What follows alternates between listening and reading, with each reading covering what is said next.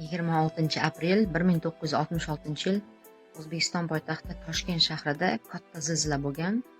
Epitsentr Toshkent shahri bo'lgan. Bugun 26 aprel kuni 60 yil bo'libdi o'sha zilzila bo'lganiga.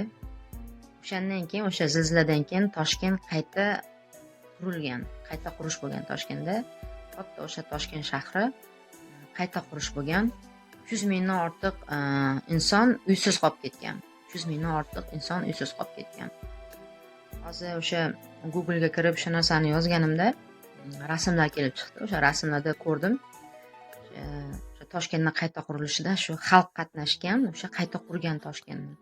O'sha rasmlarda ko'rinib turibdi. Hamjihatlik, birdamlik, bir yoqadan bosh chiqarib, qanaqadir bir-biriga yordam berib, o'sha Toshkent shahri qayta qurilganda. Lekin shu narsa hozir mana shu birdamlik, bir yoqadan bosh chiqarish, qanaqadir jamoa bo'lib ishlash hozirgi zamonda qanaqadir yo'qqa o'xshaydi. O'sha oramizda shu narsa yo'q.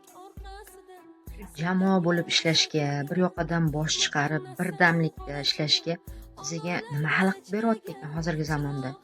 Qiziq, bizga nima yetmayapti ekan shunaqa bir jamoa, bir jamiyat bo'lib ishlashga nima xalaqit beryapti ekan?